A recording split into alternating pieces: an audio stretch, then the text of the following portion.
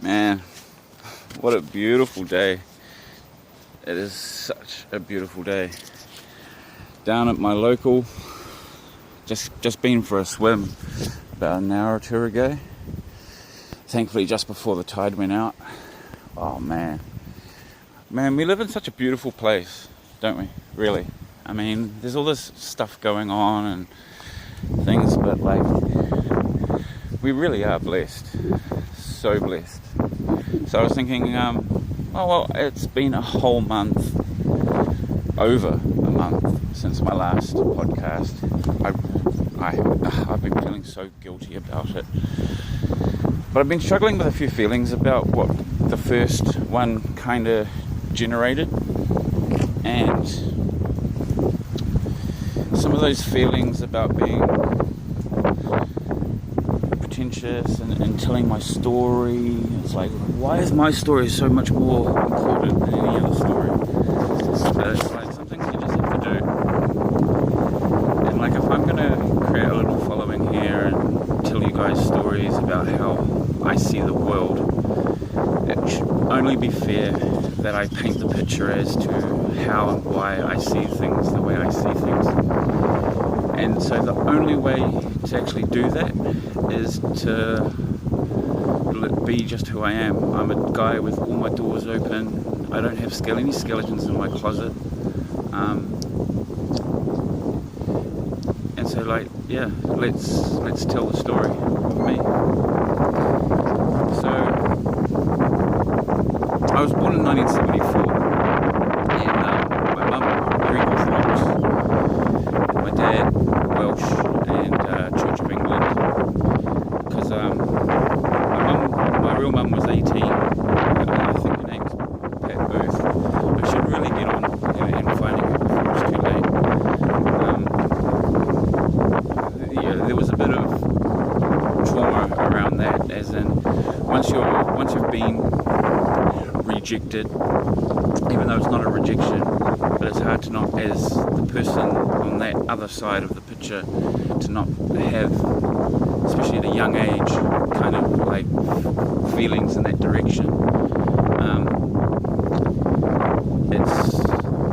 There's a mindset that you sort of makes it difficult, because like, what if she says, I don't want to know you, I've got this new life, I haven't spoken about you, nobody knows about you.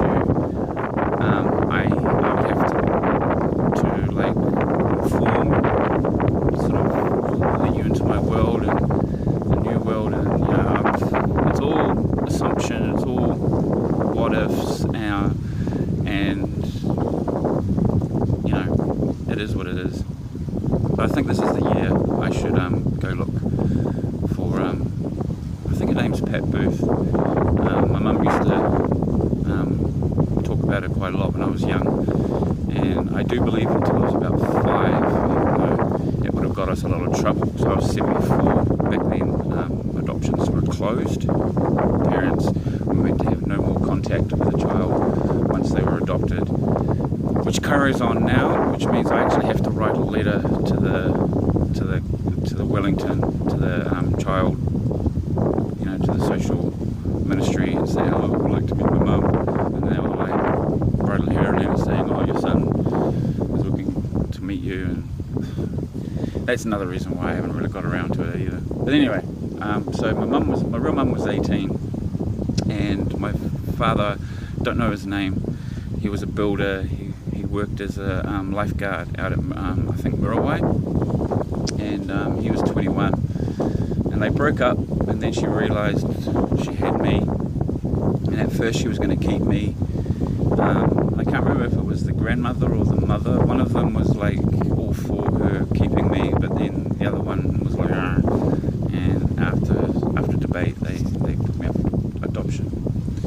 So I was born in Auckland, adopted by Velia George Tiscal and David Alexander, and we lived in a little 10-acre block, a little farm style block down at Mystery Creek in Hamilton. So we had 10 acres. Mum, being an avid gardener, had a huge, massive big orchard. Like, she would collect little cuttings, and she was just so amazing with plants. And plants just, like, she would say grow, and they would grow. She could take a cutting of anything and then get it to set and start producing fruit. And so we had this massive orchard with every kind of fruit that you could think of that could grow in New Zealand. Every nut, horse nuts, chestnuts, almonds. Yeah, it was amazing. My two favourite trees were actually the almond tree and the cherry tree.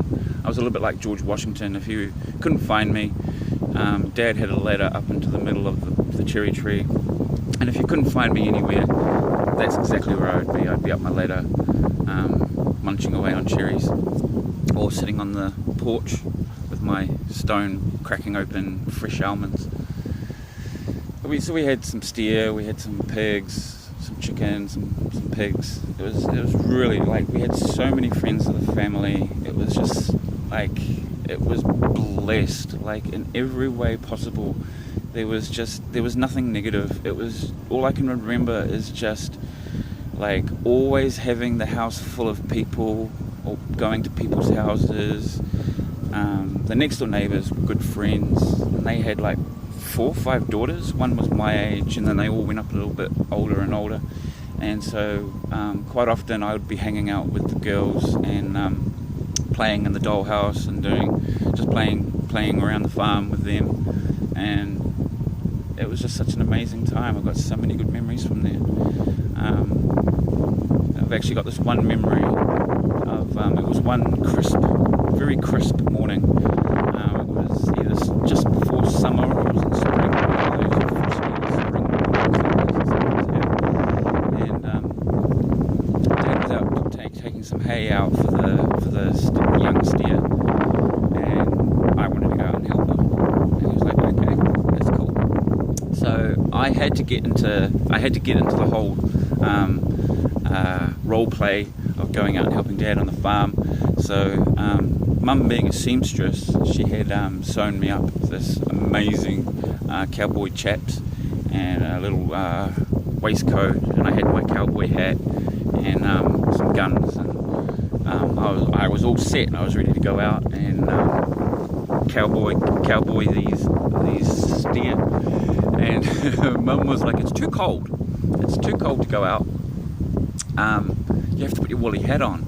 And I was like, but I want to wear, how many cowboys wear woolly hats, Mum? I mean, come on, how many cowboys have you ever seen in a woolly hat? And I was like, I wasn't going out without my cowboy hat, but I wasn't going out without my woolly hat either. So it must have looked crazy as, but I decided, well, I'm going to wear my cowboy hat. I have to wear my woolly hat. So cowboy hat on top of the woolly hat, out there like throwing hay to the steer. It was just such a lovely way of growing up. It was just amazing. It was just so blessed. How quickly things can change. How quickly things can change without realizing it's changed. You're that frog sitting in cold water, because the chef knows that if he just chucks you into boiling water, you'll recognize the change, you'll recognize the danger, and you'll jump out. So how easy it is to end up in a place or a space or an environment that is just over a gradual, short, even long period of time, just slowly evolved into a whole new direction. So Dad was at the time the chief accountant for the dairy board, which later on became Pinker. And the factory, I don't know if the factory was in Te Ara. I actually can't remember at the time where the factory was, but I know that the head office was in Te Ara, and that he would always have to travel from the farm to go to work. So we moved to Te Ara, and Te Araha is the love. And it was a lovely, and it still is such a lovely town.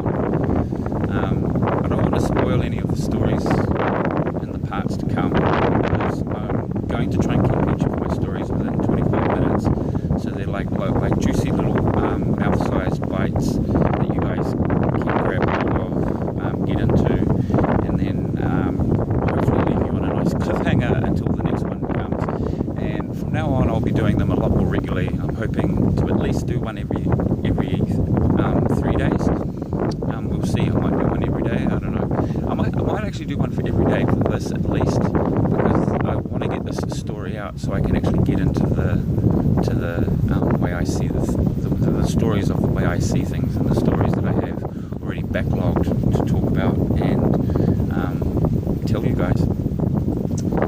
So we moved to Te Araha, and instantly the world has changed. It's like I was going to kindergarten at Tamaheri, and so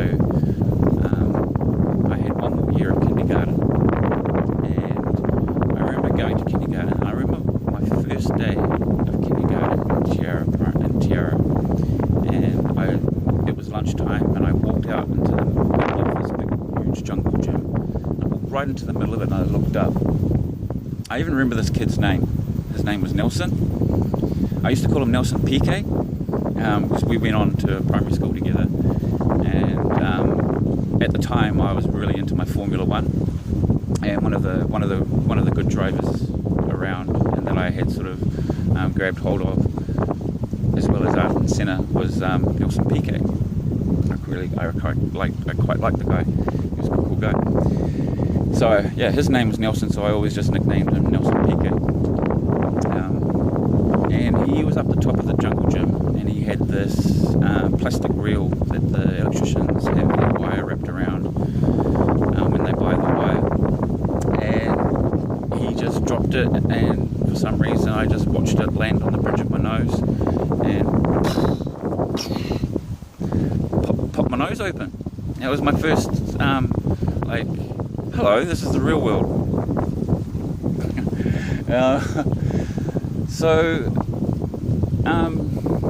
Te Araha was a crazy space. Like, it went dark. It went dark really quick. Like, in a few stories from now, you'll see how things loop around, how things from our past connect to our future, and things from our future connect to the past, how people we meet tie things together.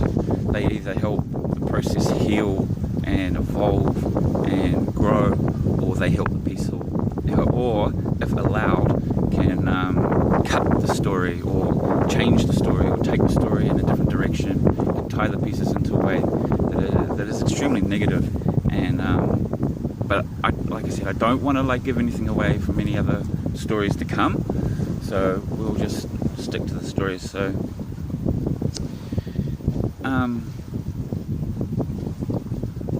so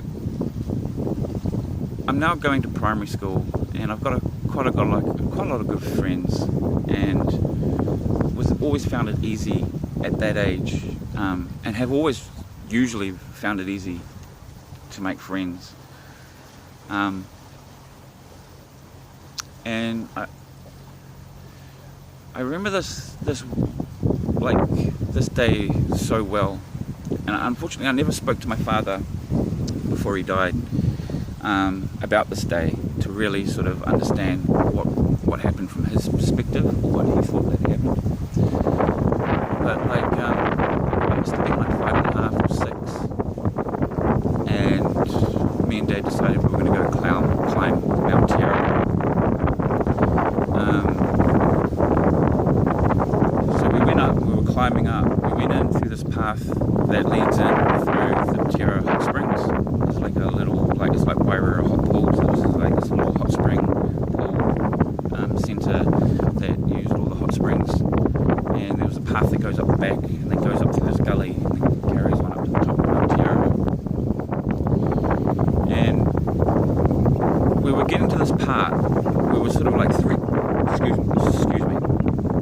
were 3/4 of the way up the mountain, and you're going through this gorge where it's like complete granite cliffs up on one side. There's like about 1.5 meter path with about 200-300 meter drop down to the river down below. It was pretty rough, but it was manageable. And this was a lovely spring morning. Could have been spring or summer, but it was definitely not fall or winter. And we're getting around this really sort of dodgy bit, and then just out of nowhere, this massive fog just rolls in. Now, like, there's only other one time I've experienced, well, I didn't have any fear. I was too young to be afraid of what was just about to happen, what was going on, and didn't have the wisdom, knowledge to know then what was actually happening. But the fear that I saw in my father that moment, the only time I've ever seen or experienced fear like that was, and I'm not going to give it away, but I will let you know in a later story to come back to this. But there was this one other moment, only one other moment, where true fear, like paralyzing, debilitating, like you want to just start running like a madman to get away from whatever is giving you this fear. It's like my dad was nearly thrown off the mountain. Like, his actual words were, I was thrown, something tried to throw me off the mountain. And the fear that he showed me when he turned around and said, son, we are just going to calmly go back home now. Just walk, it's okay. Like, he did everything in his power to, like, knowing he had his son with him, he did everything in his power to maintain that fear. But like, there was just no like way I was gonna like deny him. Like I saw the fear and I was like, okay, something's wrong here. Like, we need to get off. And it's really interesting. And I'm gonna like touch on this. I will be talking about this in one of my later podcasts after I've told my story, or maybe even get to it when I have my own encounter later on. But I want to bring up this guy called David Paulides. He's an ex-police officer